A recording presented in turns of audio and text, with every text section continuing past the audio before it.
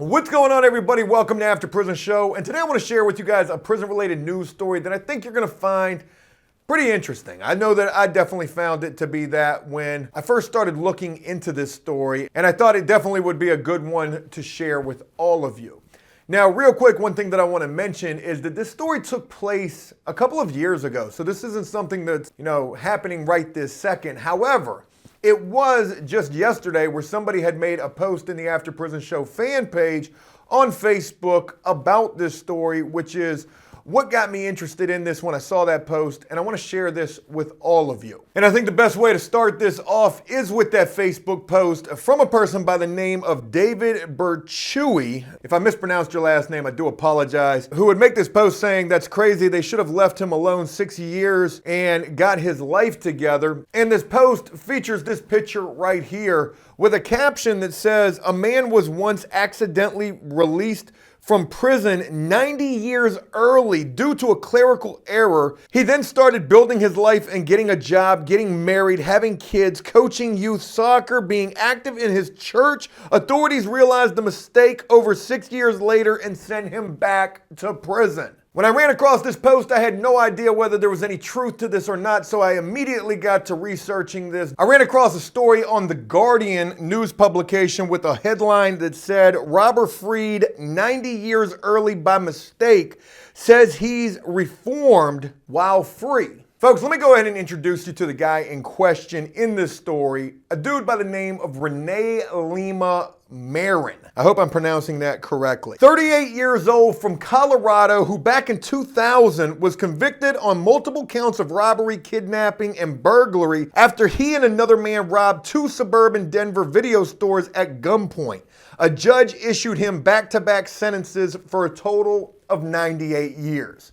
I also ran across this picture right here, which is a grainy surveillance camera photo from one of the robberies that involved this guy, Renee Lima Marin, and the other co-defendant in question. Now, you're probably wondering, how does a dude get sentenced to 98 years in prison and accidentally get released 90 years early? Boy, if that ain't a blessing in disguise right there. Well, the story would go on to report that this was a clerical error, and it was the clerk of courts who's sitting there with the little typewriter, murder she wrote, as you're getting, going to court or whatever, typing out everything that's taking place in the court. It would be the clerk who mistyped, who committed a typo, a clerical error. And instead of putting down that this guy had to serve 98 years in prison, she put down that this dude only had to serve 8 years in prison. Before we go any further, I just gotta wonder, does the clerk who does something like that, does they get in trouble?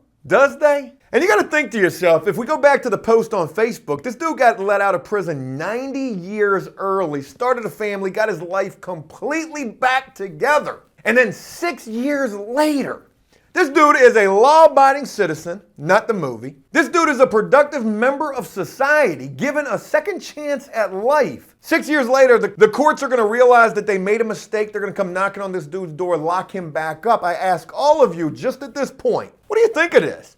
Do you think this dude should have been just left well enough alone? Okay, you did 8 years in prison for 2 armed robberies where you got sentenced to 100 years. Did he get his boots smoked? 100 years for 2 armed robberies? Is that justified? Doesn't mention anybody getting shot or killed. But I've often heard that, when they bring those victims on the stand to testify against you in them armed robbery charges, all they got to do is ask them, at any point, did you fear for your life? And when they say yes, your life is over. That's what I've heard. I don't know how much truth there is to that. But that's about the gist of this situation. In 2008, Lima Marin, I hope I'm pronouncing this correctly, would be granted parole. And this was a mistaken parole. He wasn't supposed to get this parole. But once released, the story says that he held a steady job as a glazer, got married, and had a son before authorities realized the mistake in January of 2014, 6 years later.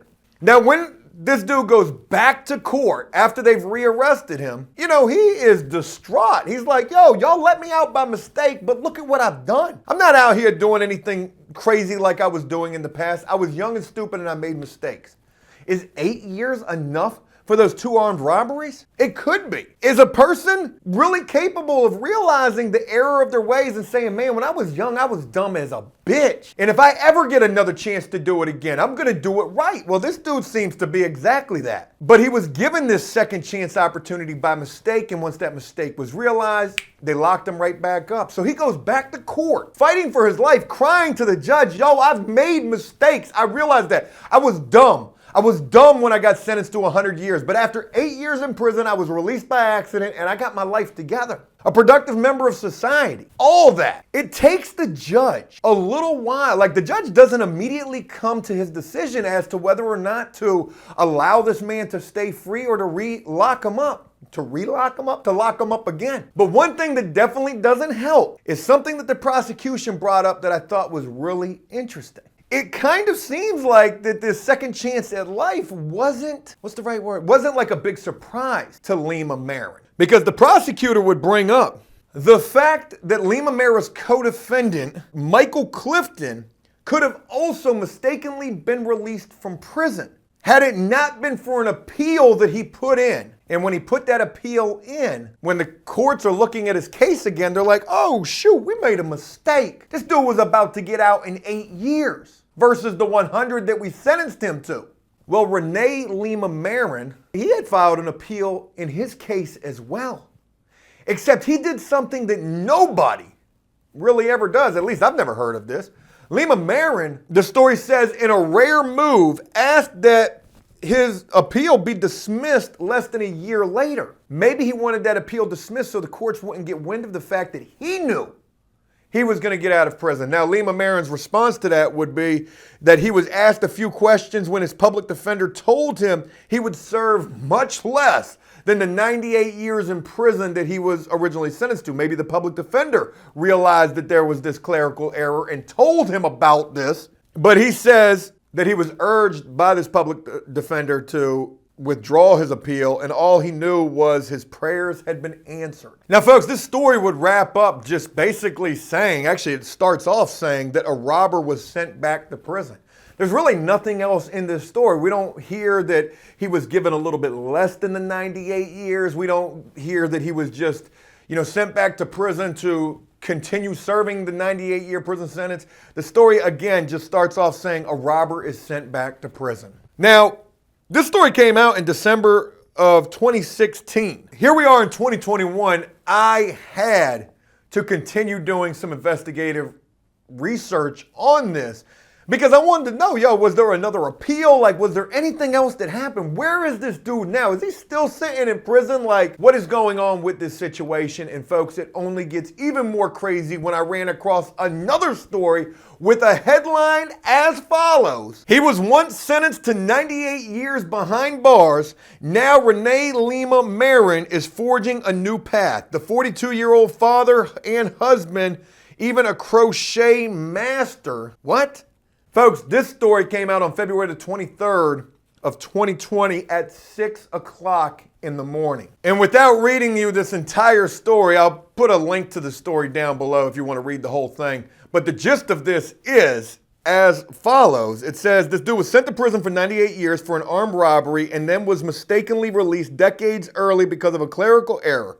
Married and had 2 sons during the 6 years he was free. Before the courts figured out the mistake, he was sent back to prison. Yeah, that's basically what we got from that first story. But then he got pardoned by the governor, John Hickenlooper. John Hickenlooper. Why does that sound familiar? It doesn't. It doesn't sound familiar at all. He gets pardoned by the governor. So think about this. He gets sentenced to 98 years in prison, gets released 8 years later. Mistakenly, he's out for 6 years. He goes back to prison, gets pardoned by the governor, gets released, and then it gets even more crazy. He gets deported, or they try to deport him. That's right. I don't know if it was the governor who pardoned him and said, you know what, I'm going to let you out, and then I'm going to deport your ass. But somewhere after the pardon, he ended up getting shipped to an immigration detention center, and it's now been nearly 2 years since he walked out of that as a free man from the Aurora ICE detention facility after winning his case in immigration court. This dude has been through a lot. And his story goes on to say that it was in 2018 when he was reunited with his wife and children.